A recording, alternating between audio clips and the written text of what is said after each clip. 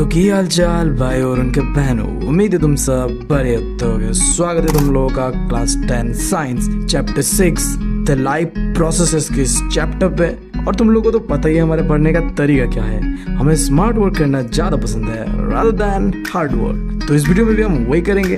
तो वाओ यार, करते इस चैप्टर को डिकोड ऐसे जैसे हम लियोनार्डो दा विंची के पर्प होते हैं। अब देखो, एक इंसान जो भी चीजें करता है अपने आप को इस दुनिया के अंदर में जिंदा रखने के लिए, वो सारी चीजों को तुम कह सकते हो लाइफ प्रोसेसेस। अब जैसे एक बकचोद इंसान, बहुत बकचोद इंसान को जीने के लिए जरूरी पड़ता है सस्ते नशे वाले मीम्स, सुबह शाम हार्पिक का जूस, वो भी एक्सपायर्ड वाला, कुछ उतियाब दोस्त और क्रस का याद। अरे और एक चीज है जो कि बहुत ही इंपॉर्टेंट है एक बकचोद इंसान के जीने के लिए, गाली। मतलब भाई साहब, बिना गाली के बकचोदी कैसे होता है, समझ रहे हो बात? तो बिल्कुल इसी तरीके से कई हजार साल पहले जब दुनिया के अंदर में नॉर्मल इंसान रहा करते थे, तो लाइफ प्रोसेसेस को चलाने के लिए हमें जरूरी पड़ता था न्यूट्रिशन का, रेस्पिरेशन का, सर्कुलेशन एंड ट्रांसपोर्टेशन का और आखिरी एक्सक्रीशन का। तो इस चैप्टर में पूरे डिटेल में हमें समझना है इन 4 पॉइंट्स को। तो सबसे पहले हम शुरुआत करते हैं न्यूट्रिशन से। अब देखो, मैं अगर बहुत आसान शब्दों में तुम्हें मैं न्यूट्रिशन क्या समझाऊं, तो देखो, जो खाना होता है जो कि हम अपने मुंह पे ठूस रहे होते हैं ना, जिससे हमें मिलता है एनर्जी, उसी को तुम कह सकते हो न्यूट्रिशन। जैसे कि यार कार्बोहाइड्रेट, फैट, प्रोटीन्स। अब सवाल उठता है कि दुनिया में तो सिर्फ हम ही नहीं रहते, इस बड़े से दुनिया के अंदर में अलग अलग तरह का क्रीचर्स रहता है, तो सबका खाना ठूसने का तरीका अलग अलग होता है, यानी कि सबका मोड ऑफ न्यूट्रिशन अलग अलग होता है। तो इसीलिए टाइप ऑफ न्यूट्रिशन या तुम कह लो मोड ऑफ न्यूट्रिशन को समझ लो।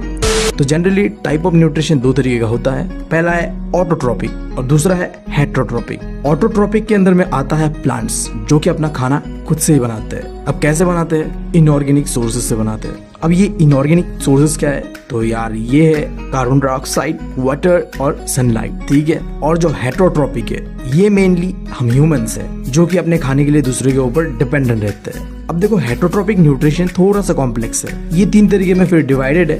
अब पहला है सेप्रोट्रोपिक। इसके अंदर में क्या होता है, बेसिकली जो भी ऑर्गेनिज्म होता है वो अपना खाना को डायरेक्टली अपने अंदर डाइजेस्ट नहीं करता है, ये पहले बाहर उसे डाइजेस्ट करके उससे एनर्जी को अपने अंदर एब्जॉर्ब कर लेता है। और जो इसका एग्जाम्पल है वो है फंगीज। और उसके बाद है होलोजोइक न्यूट्रिशन।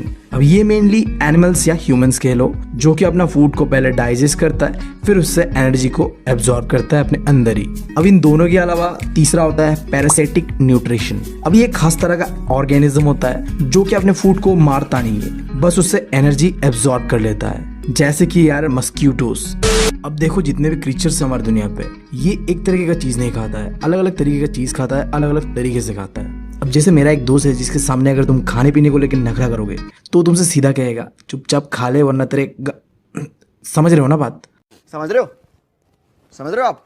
समझ रहे हो? उसने जैसे बताया उस तरीके का आविष्कार तो अभी तक साइंटिफिकली हो नहीं पाया। तो जो साइंटिफिकली पॉसिबल है जिससे यार ऑर्गेनिजम्स अपना खाना को खाते हैं, उसे देख लेते हैं। तो सबसे पहले अपने छोटे से ऑर्गेनिज्म से स्टार्ट करते हैं जो कि है सिंगल सेलुलर ऑर्गेनिज्म, अमीबा। अब देखो, अमीबास का ना अलग ही सीन है, इनका ना पैर है, ना मुंह है, ना हाथ है भाई। अरे बीवी, मुझे पता नहीं अब ये हकते कहाँ से और धोते कहाँ से और खाते कहाँ से। तो देखो, इनका एक अलग ही सिस्टम है जिसे वो कहते हैं डिफ्यूजन। अब इसके अंदर में बेसिकली क्या होता है, जैसे इनके आसपास कोई खाने वाला चीज दिखता है, ये यार लपेट लेते हैं उसे और अपने अंदर में डाल लेते हैं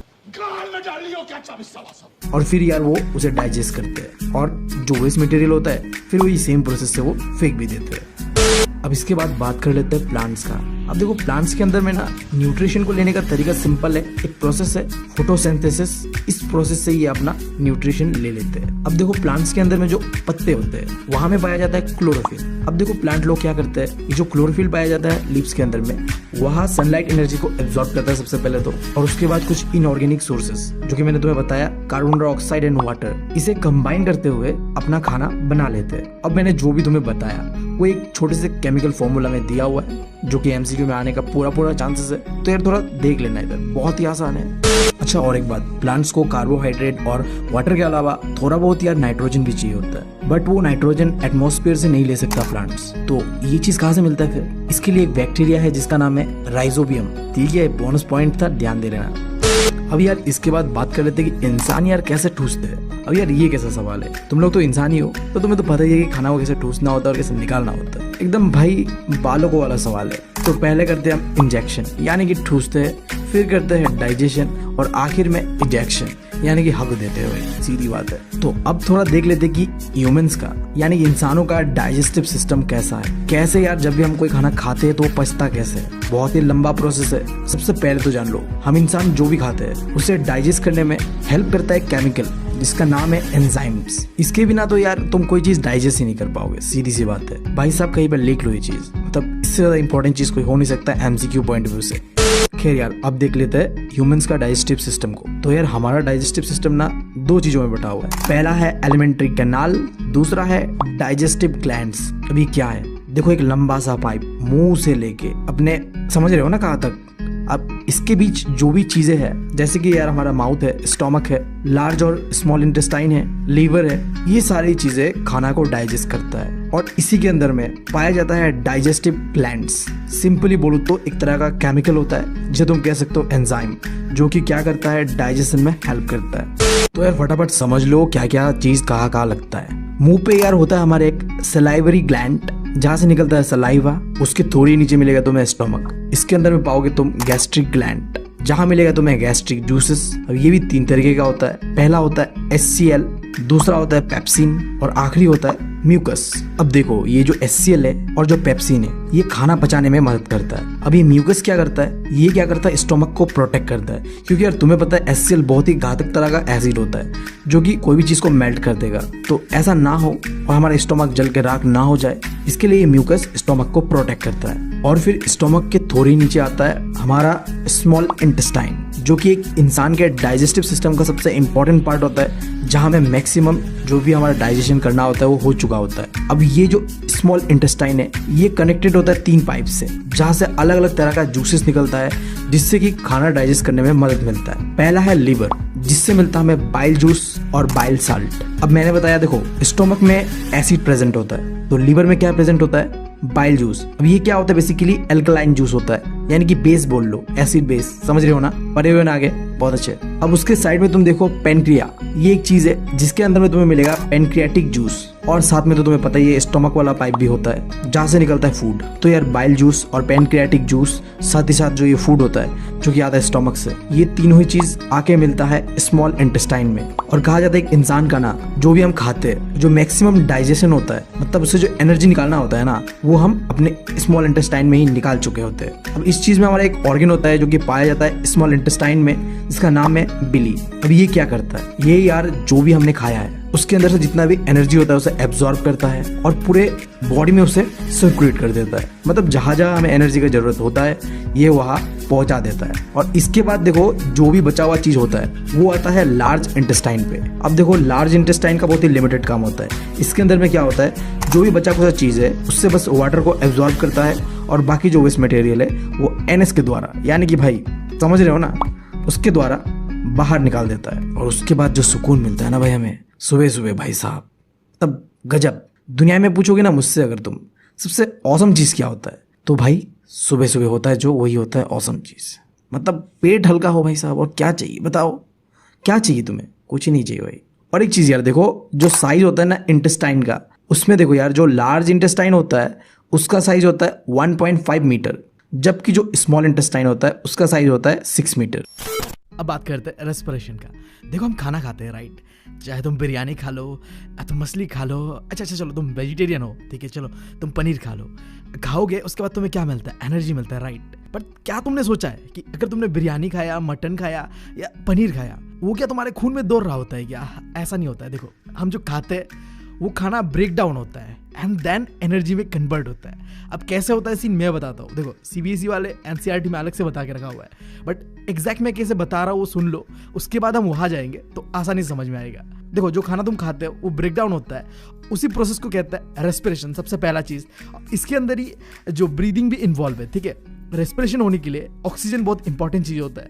इसको ऐसे समझो तुम, आग जलाने के लिए तेल का जरूरी होता है, उसी तरीके से रेस्पिरेशन होने के लिए, यानी कि खाना जो है वो ब्रेक डाउन होने के लिए ऑक्सीजन का जरूरत होता है। तो ब्रीदिंग इन्वॉल्व होता है रेस्पिरेशन में, बट ब्रीदिंग को ही रेस्पिरेशन नहीं कहते हैं, ठीक है। रेस्पिरेशन एग्जैक्टली बोलो तो ब्रेक डाउन ऑफ फूड इसे कहते हैं। अब एग्जैक्टली कैसे होता है वो देखो। तुम खाना खाते हो, खाना खाया तुमने, अब खाना खाने के बाद ये खाना कन्वर्ट होता है ग्लूकोज में। अब फिर देखो यहाँ खत्म नहीं हुआ है, हमें अभी तक इतना पता था कि एनर्जी जो होता है वो खाना खाने के बाद ग्लूकोज के रूप में कन्वर्ट होता है, बट आगे भी बहुत ज्यादा प्रोसेस है। जैसे कि देखो ये जो ग्लूकोज मॉलिक्यूल है ये अगेन कन्वर्ट होगा पायरुवेट मॉलिक्यूल्स में, एंड देन देखो अभी भी नहीं रुका, ये जो पायरुवेट मॉलिक्यूल्स है ना ये अगेन कन्वर्ट होगा एटीपी में, और यही फाइनल स्टेज है जहां एनर्जी स्टोर होगा तुम्हारे बॉडी के अंदर। अब पहला चीज तो तुम एटीपी का फुल फॉर्म मुझे बताओगे कमेंट सेक्शन में, जो बताओगे ना भाई साहब उसे एक हार्ट मिलेगा, सीधी बात है।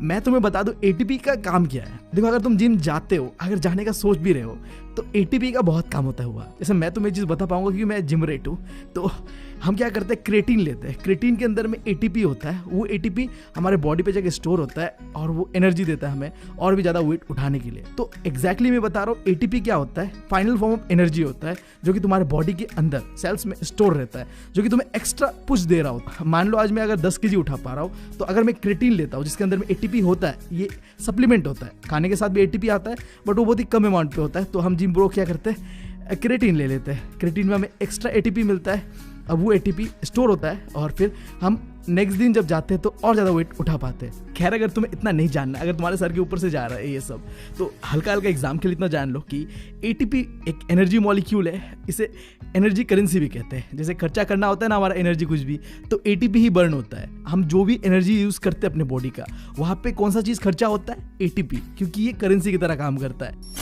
यहाँ पे देखो ये डायग्राम देख रहे हो, एग्जैक्टली मैं जो बताया हूँ वही चीज यहाँ पे बताया हुआ है, बस यहाँ पे एटीपी कैसे बनता है वो प्रोसेस की जगह ये 3 चीजें डाला हुआ है। क्योंकि देखो हम जो normal organisms like human and animals, वहाँ पे एटीपी बनने का प्रोसेस अलग रहता है। फिर लाइक जो बैक्टीरिया एंड यीस्ट जैसा ऑर्गेनिज्म है, इधर में जो एटीपी बनने का प्रोसेस जो होता है वो अलग होता है। देखो मैं पहले बताता हूँ कि हमारे यहाँ क्या होता है।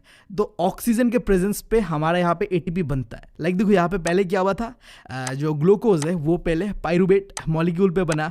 अब इसके बाद ये जो एटीपी बनेगा ना, वहाँ पे हमारे केस पे ऑक्सीजन चाहिए, ऑक्सीजन से ये जो पायरुवेट मॉलिक्यूल रिएक्ट होगा एंड देन एटीपी बनेगा। और इस तरीके का जो रेस्पिरेशन होता है जहाँ में ऑक्सीजन की मदद से एटीपी बनता है, उसे कहते हैं एरोबिक रेस्पिरेशन। और इसका एकदम उल्टा लेते हैं, जो बैक्टीरिया यानी यीस्ट का बात करते हैं, वहाँ पे क्या होता है एटीपी तो बनता है, यानी कि ये जो पायरुवेट मॉलिक्यूल्स है वो एटीपी में कन्वर्ट तो होता है, बट वो ऑक्सीजन के एब्सेंस में होता है, क्योंकि उन्हें ऑक्सीजन नहीं चाहिए। ऑब्वियस सा बात है यार, उनके पास कोई ऑक्सीजन लेने का चीज़ ही नहीं होता, सीन ही नहीं होता है, राइट।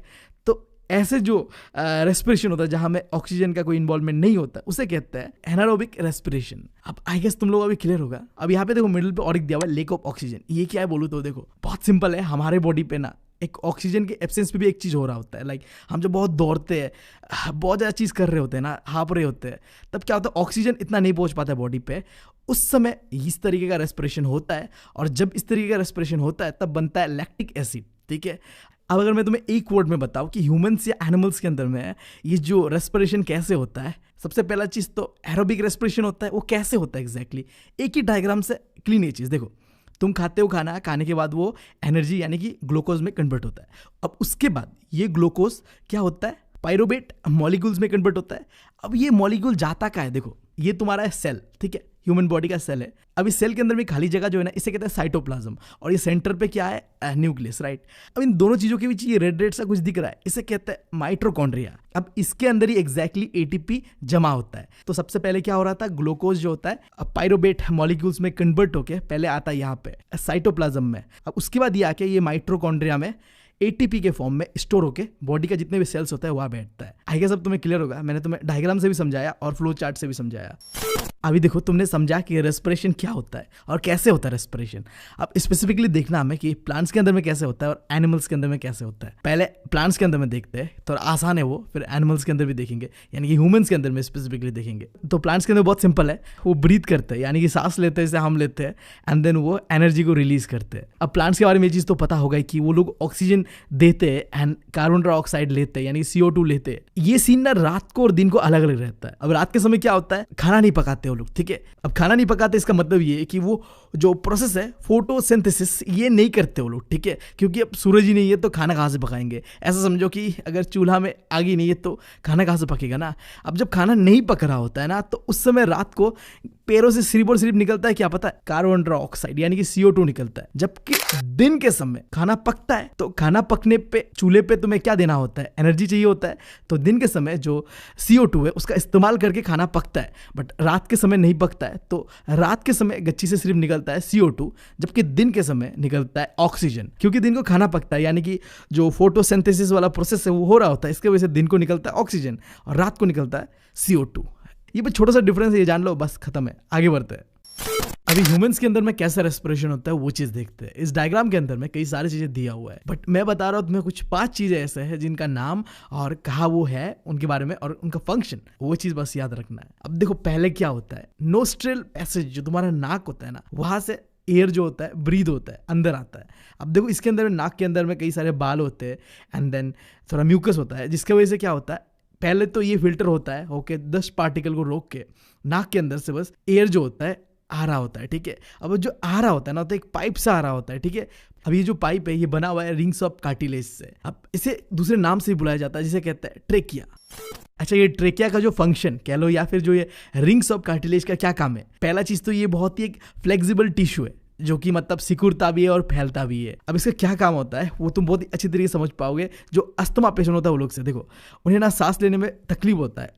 ये जो उनके पाइप होता है ना, इसके अंदर में कुछ म्यूकस टाइप का जम जाता है, जिसके वजह से उनका सीना दर्द दे रहा होता है। एक्चुअली उनका सीना दर्द नहीं दे रहा होता है, ये जो रिंग्स ऑफ कार्टिलेज है ये क्या होता है, सिकुड़ जाता है, कुछ जम जाता है म्यूकस टाइप का कुछ, ठीक है, जिसकी वजह से ये सिकुड़ जाता है और फिर उन्हें सांस लेने में प्रॉब्लम होता है और उन्हें लगता है कि सीना में दर्द हो रहा है, ठीक है। अब देखो ये पाइप इधर आके देखो लंग्स पे आके राइट एंड लेफ्ट तरफ पे डिवाइड हो जा रहा है। अब इसे कहते हैं ब्रोंकाई, ठीक है। जो डिवीजन हुआ ना ब्रांच की तरह, पेड़ के रूट्स की तरह, इसे कहते हैं ब्रोंकाई।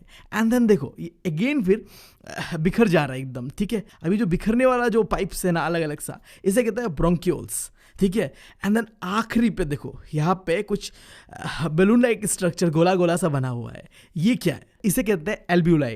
अब तुम्हें ये चीज तो पता है ना कि लंग्स के अंदर में होता है क्या एग्जैक्टली, जो एयर होता है उसे प्यूरिफाई करते हैं हम, ठीक है। अब वो जो एग्जैक्ट प्रोसेस है ना वो यहीं पे हो रहा होता है। बॉडी के अंदर में जितना भी जो CO2 गैसेस है ना वो यहाँ से बाहर निकलता है, फिर नाक से बाहर निकल जाता है, और जो नाक से हमने ऑक्सीजन फ्रेश लाया ना एयर से, वो भी फिर यहाँ पे आता है। एंड देन इस एल्ब्यूलाई से वो क्या करता है, हमारे जो ब्लड वेसल्स यानी कि खून के रगों में बह जाता है, ठीक है। अगर मैं देसी लैंग्वेज में बताऊं तुम्हें कि एग्जैक्टली क्या होता है, इस एल्ब्यूलाई के अंदर में होता है फिल्ट्रेशन। किस चीज का फिल्ट्रेशन? एयर का। एयर के अंदर में जो CO2 गैसेस है वो बॉडी से बाहर निकलता है, और जो हम ऑक्सीजन को इनहेल करते हैं ना वो ब्लड के अंदर में जाता है। अब एक चीज ध्यान देना यहाँ पे, इस ऑक्सीजन को बॉडी के अंदर में ट्रैवल करने के लिए मदद करता है ब्लड के अंदर में जो एक सेल होता है जिसे कहते हैं RBC यानी कि रेड ब्लड सेल। ये रेड ब्लड सेल ऑक्सीजन को लेके जाता है हमारे सेल्स तक, बॉडी के एक एक सेल्स तक लेके जाता है। एंड देन लेके जाने के बाद ये ऑक्सीजन वहां जाके फूड को ब्रेक डाउन करता है एंड एनर्जी पे कन्वर्ट करता है, यानी कि ATP में कन्वर्ट करता है। तो ठीक है यार, यहाँ पे खत्म होता है हमारा रेस्पिरेशन का जितना भी सीन था। अब बढ़ते हैं सीधा ट्रांसपोर्टेशन पे। मुझे तुम कुछ सवालों का जवाब दोगे, इसके बाद ही मैं आगे बढ़ूंगा। पहले बताओ, जब हम खाते हैं कुछ तो मिलता है हमें उससे न्यूट्रिएंट्स, राइट। उसके बाद जब हम सांस लेते हैं तब हमें मिलता है ऑक्सीजन। अब ये ऑक्सीजन एंड न्यूट्रिएंट्स को बॉडी के अंदर में जो सेल्स होता है वहां तक कौन पहुंचाता है? फिर देखो सेल्स के अंदर में कुछ वेस्ट जनरेट होता है जो कि CO2 के फॉर्म में भी हो सकता है या कुछ और भी हो सकता है। अब इन्हें भी ट्रांसपोर्ट करके कौन बाहर निकालता है हमारे बॉडी से? एंड आखिरी चीज, हमने कंट्रोल एंड कोऑर्डिनेशन वाले चैप्टर पे पढ़ा था कि हमारे बॉडी के कुछ ऑर्गन्स है जो कि हार्मोन रिलीज करता है। अब रिलीज करने के बाद ये बॉडी पे ट्रांसपोर्ट कैसे हो रहा होता है? इन सारे सवालों का जवाब है ब्लड। ब्लड वो चीज़ है जो बॉडी के अंदर में हर चीज़ को ट्रांसपोर्ट करता है, वेस्ट प्रोडक्ट को बाहर निकालता है, और जो चीज़ हमें चाहिए वो उस जगह तक पहुंचा रहा होता है, चाहे वो हार्मोन हो, ऑक्सीजन हो या न्यूट्रिएंट्स हो। अभी ना यार मेरे दिमाग में और एक सवाल आ रहा है। माना ये ब्लड बॉडी में ट्रांसपोर्ट होता है और जो चीज़ें हमारे बॉडी को चाहिए होता है देता है या निकालता है। अब इस ब्लड को बहने में कौन चीज़ मदद करता है? लाइक देखो ये ब्लड जो होता है गाड़ी की तरह होता है जो सामान पहुंचाता है इधर से उधर, ठीक है। अब इस गाड़ी का फ्यूल कौन सा है? सवाल उठता है। तो सिंपल सा जवाब ये है हार्ट। हार्ट क्या होता है? पंप होता है, हार्ट बीट, तुम्हारा धड़कता है ना दिल। अब इस दिल के धड़कने के कारण ही भाई साहब तुम्हारा खून बहता है, और खून बहने के कारण ही ट्रांसपोर्टेशन हो पाता है चीज़ों का। कनेक्ट कर दिया मैंने चीज़ों को। अब मैं थोड़ा ब्लड के बारे में तुम्हें बताऊंगा, ठीक है। ब्लड का क्या कंपोनेंट होता है? टोटल 4 कंपोनेंट होता है। पहला होता है प्लाज्मा, दूसरा होता है RBC सेल्स यानी कि रेड ब्लड सेल्स, तीसरा होता है व्हाइट ब्लड सेल्स, एंड आखिरी होता है प्लेटलेट्स। चारों का क्या काम होता है? देखो ये जो प्लाज्मा होता है इसी के अंदर ये तीनों चीजें रहते हैं। फिर ये जो आरबीसी यानी रेड ब्लड सेल है इसके अंदर में पाया जाता है हीमोग्लोबिन। अब ये हीमोग्लोबिन ही वो चीज है जो ऑक्सीजन को बाहर से अंदर सेल्स तक पहुंचाता है। पहले ही मैंने बताया था रेस्पिरेशन वाले चैप्टर पे, ठीक है। अब तीसरा चीज है व्हाइट ब्लड सेल। इसका काम क्या है, बॉडी में अगर कोई बैक्टीरिया वायरस कुछ भी आता है तो उसे मारने का और बॉडी को प्रोटेक्ट करने का काम करता है व्हाइट ब्लड सेल। और आखिरी चीज है प्लेटलेट। मान लो तुम्हारे बॉडी पे कोई कट लग गया, अब ब्लीडिंग ना बहे उसे रोकने का काम करता है ये प्लेटलेट्स। ये क्या होता है, जिस जगह पे कटता है वहां पे जाके जम जाता है और तुम्हारे खून को बहने से रोक देता है।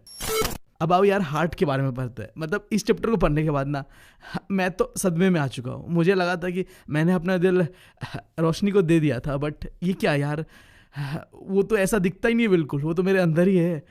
मतलब कुछ भी बचपन से जो मुझे बताया गया था कि दिल ऐसा होता है और हम दिल दे देते हैं जिसे हम प्यार करते हैं, वो तो पॉसिबल ही नहीं है भाई। हम बिना हार्ट के जी नहीं सकते, घंटा किसी को देंगे दिल? हाँ, मतलब सदमे में हूँ अभी भी, मैं बता रहा हूँ, सो नहीं पा रहा हूँ। बस यही सोचते जा रहा हूँ रात भर कि अब क्या होगा मेरे साथ। मैं तो दे ही नहीं पाऊंगा मेरा दिल। अगर रोशनी ने गलती से मेरा दिल मांग लिया तो अबे साले। छोड़ो ज़्यादा जा रहा हूँ मैं। अब बात करते हैं सीधा हार्ट के बारे में, ठीक है।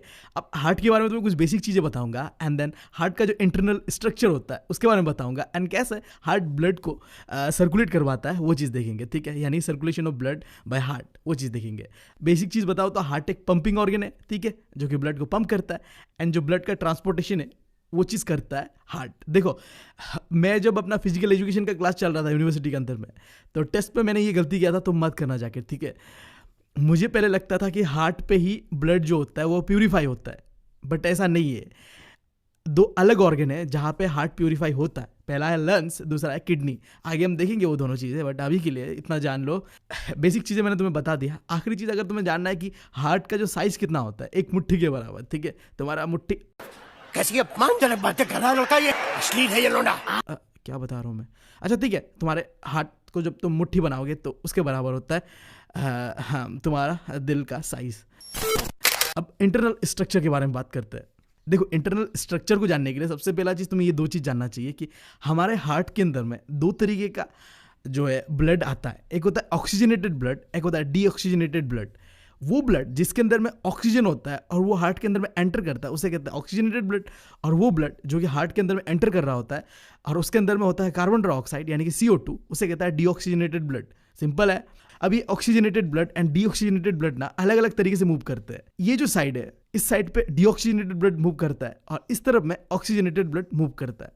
अब ये oxygenated blood and deoxygenated blood heart के अंदर में मिक्स ना हो, इस चीज़ के लिए हार्ट के अंदर में सेप्टम, ये लाइन देख रहे हो, इसे कहते हैं सेप्टम।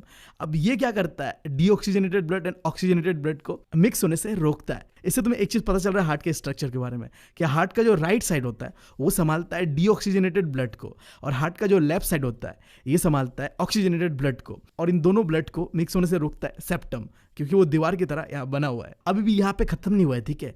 अब ये जो हार्ट है ना ये फिर 4 चेम्बर्स में डिवाइडेड है। ऊपर वाला जो हिस्सा होता है हार्ट का उसे कहते हैं अपर चेम्बर और जो नीचे वाला हिस्सा होता है उसे कहते हैं लोअर चेम्बर। तो हार्ट के अंदर में 2 अपर चेम्बर होता है और 2 लोअर चेम्बर होता है। अब ये ऊपर का जो 2 चेम्बर है ना इसे कहते हैं atrium, right atrium and left atrium, ठीक है। और नीचे के जो 2 चेम्बर है इसे कहते हैं ventricles, right ventricles and left ventricles. अब ये जो अपर चेम्बर होता है दोनों जिसे कहते हैं लेफ्ट एंड राइट एट्रियम, यानी कि ये रिसीविंग चेम्बर्स है। यहाँ पे आता है ऑक्सीजनेटेड ब्लड और यहाँ पे आता है डीऑक्सीजनेटेड ब्लड और ये हार्ट के अंदर में एंटर करता है। अब एंटर कहाँ से करता है मैंने बता दिया। अब फिर ये oxygenated and deoxygenated blood heart से बाहर निकलता है। अब बाहर कहाँ से निकलता है, ये जो नीचे वाला 2 चेम्बर है ना जिसे कहते हैं right ventricle and left ventricle, ठीक है, ये है डिस्ट्रीब्यूटिंग चेम्बर। इन दोनों चेम्बर्स से oxygenated and deoxygenated blood heart से बाहर निकलता है।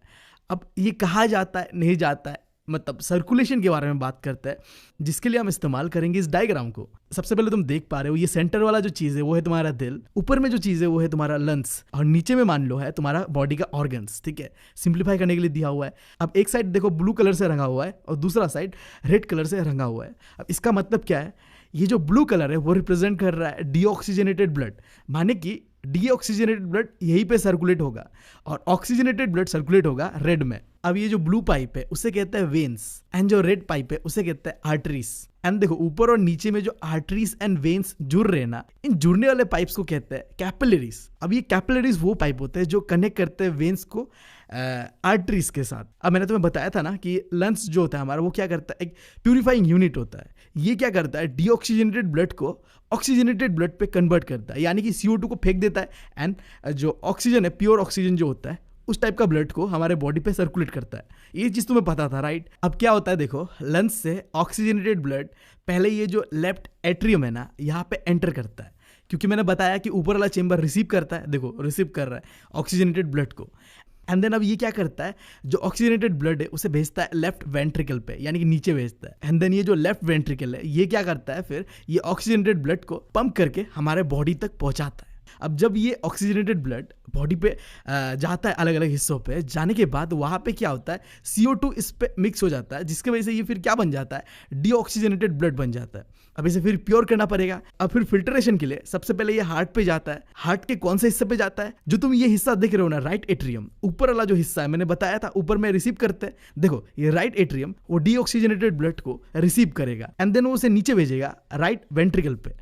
एंड आखिर में ये राइट वेंट्रिकल पंप अप होके ये जो डीऑक्सीजनेटेड ब्लड है उसे भेजेगा लंग्स पे, और लंग्स पे जाने के बाद वो लंग्स दोबारा इसे क्या कर देगा, प्योर कर देगा, फिल्टर कर देगा, जिसके बाद ये डीऑक्सीजनेटेड ब्लड ऑक्सीजनेटेड ब्लड बन जाएगा। तो यही है इसका सर्कुलेशन प्रोसेस।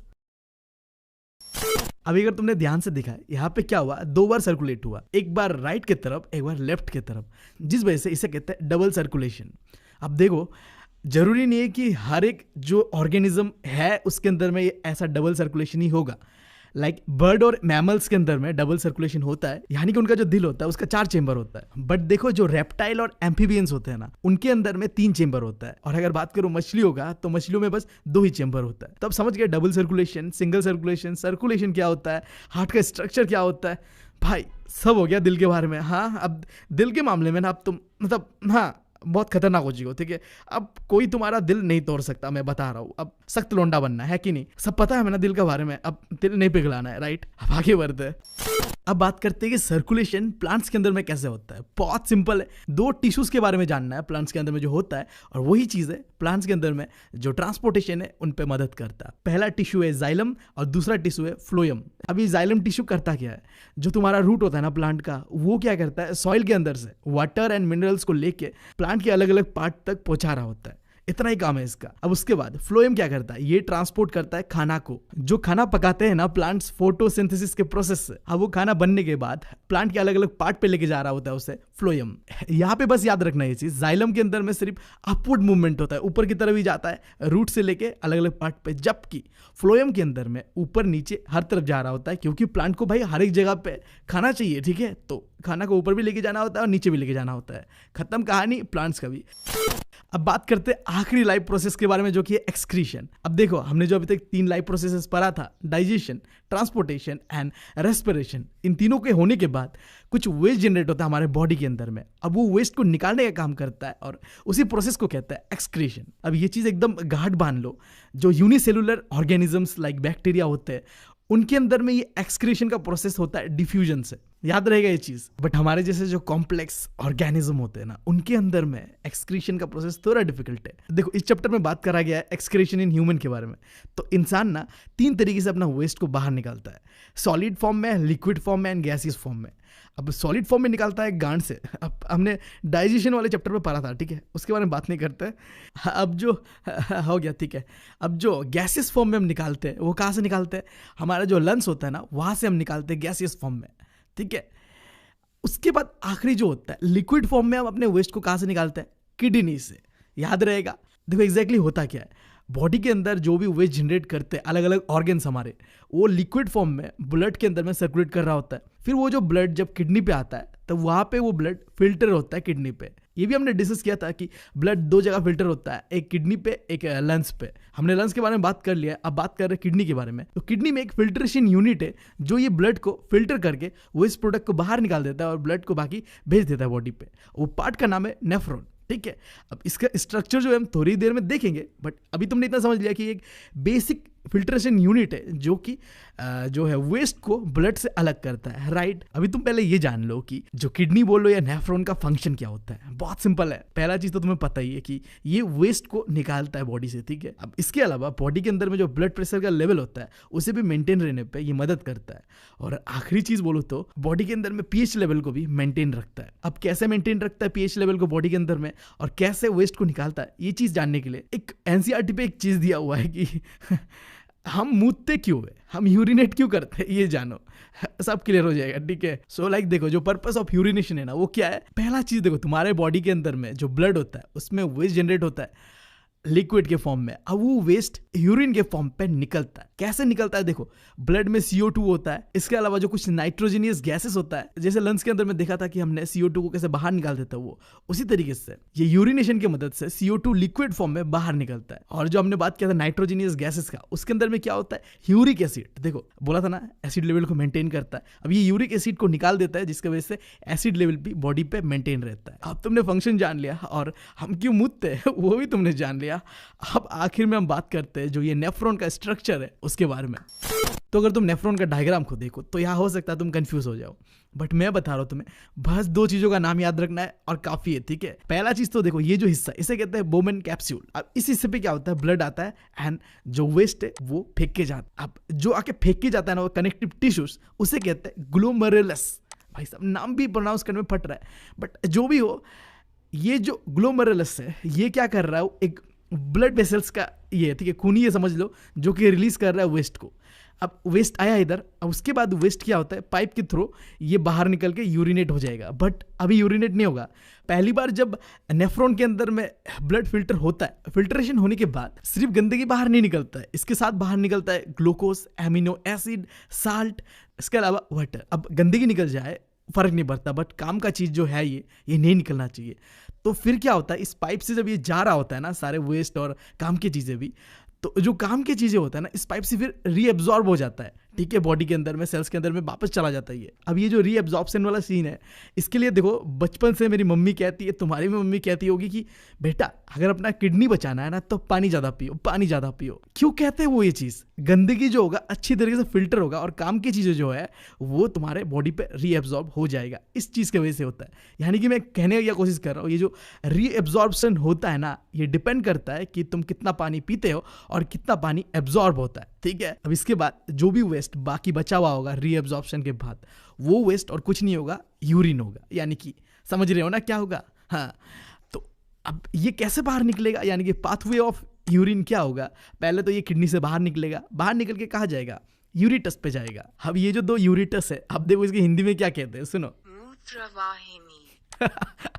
समझ गए ना।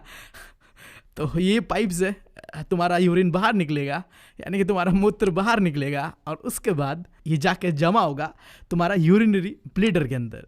एंड देन जब तुम्हें प्रेशर आ रहा होगा बहुत ही जोर से, तब वो तुम्हारे यूरिथ्रा से बाहर निकल जाएगा, झरने की तरह बहेगा, और तुम्हारा यहीं पे खत्म होता है। कैसे, यूरिन का पाथवे हमने पूरा देख लिया, किडनी के बारे में और यूरिन के बारे में भी। अब पता है मैं ना सबसे ज़्यादा डरता किस चीज़ से हूँ, एग्जाम हॉल पे जाके बैठता हूँ ना तो मुझे सुसु आ जाता है, और मैं बता रहा हूँ मुझे इतना गुस्सा आता है उस चीज़ से। एक तो 1-1 मिनट कीमती होता है, और ऊपर से जब 2 बार 3 बार सुसु आता है ना भाई साहब, बहुत टेमा गर्म हो जाता है। मैं बता रहा हूँ मेरा, क्या तुम लोग के साथ भी ऐसा होता है तो कमेंट में बताना जरूर। अब आगे बढ़ते हैं, आखिरी चीज, हम अपना गंदगी कैसे निकालते हैं पता कर लिया, प्लांट्स का बात करते हैं कि वो कैसे निकालते हैं अपनी गंदगी को, एंड देन खत्म करते हैं चैप्टर को। देखो प्लांट के अंदर बहुत सिंपल है, प्लांट हर जगह से अपना जो वेस्ट प्रोडक्ट है वो बाहर निकालते हैं। सबसे पहले बात करते हैं जो खाना पकाने का प्रोसेस था, फोटोसिंथेसिस। इसके अंदर में हमने देखा है कि ऑक्सीजन और कार्बन डाइऑक्साइड दोनों ही वो बाहर निकालते हैं। और दूसरा, अगर प्लांट के अंदर में एक्सेस अमाउंट ऑफ वाटर जमता है तो उसे भी ट्रांसपोर्टेशन की मदद से वो बाहर निकाल लेता है। एंड तीसरा है कि ट्रीज अपना वेस्ट प्रोडक्ट को अपने पत्तों में भी रखते हैं। देखो जब बहुत ज्यादा वेस्ट प्रोडक्ट हो जाता है उस पत्ते पे तो उसका रंग चेंज हो जाता है और वो गिर जाता है, झड़ जाता है। और उसी तरीके से जो स्टीम के अंदर भी जो डेड सेल्स होते हैं वहाँ में भी बहुत ज़्यादा वेस्ट प्रोडक्ट होता है, और आखिर रूट्स के अंदर में भी वेस्ट प्रोडक्ट वो निकालते हैं। तो यार खत्म हो चुका हमारा ये चैप्टर। मैंने जल्दीबाजी में अगर कोई गलती किया होगा तो मैं दिल से तुम लोगों से माफ़ी मांग रहा हूँ, बट मैंने अपना बेस्ट दिया है, ठीक है। इससे बेस्ट इतने कम समय में नहीं दे सकता। तो यार अगर तुम्हें मेरा कंटेंट पसंद आया ना तो चैनल को सब्सक्राइब जरूर करना प्लीज़, मैं रिक्वेस्ट कर रहा हूँ। बस इस कुछ दिनों में हम टारगेट रखते हैं कि तुम कर दोगे 500K, ठीक है। 500K का फैमिली बनाओ, क्योंकि देखो अगर मैं आगे गया ना तो कुछ चेंज हो या ना हो, मैं एजुकेशन सिस्टम को जरूर चेंज करूंगा। मैं ऐसा एनिमेशन, ऐसा कंटेंट डालूंगा यूट्यूब के अंदर में, फ्री, कोई कोर्स नहीं बेचने वाला, मैं पहले ही बता रहा हूँ। मैं एक एक पैसा को इन्वेस्ट करूंगा और ऐसा कंटेंट लाऊंगा ना, पूरा एजुकेशन सिस्टम है ना इंडिया का, उसे बदल के रख दूंगा। ये जो इनिशियल लेवल पे तुम मुझे सपोर्ट दे रहे हो और आगे भी दोगे, ये मैं कभी भूलूंगा नहीं। बस इस वीडियो को दबा के शेयर करो। इसी बात के साथ मैं बढ़ रहा हूँ, मिलता हूँ तुम लोगों से अगले वीडियो में। Thank you, love you all.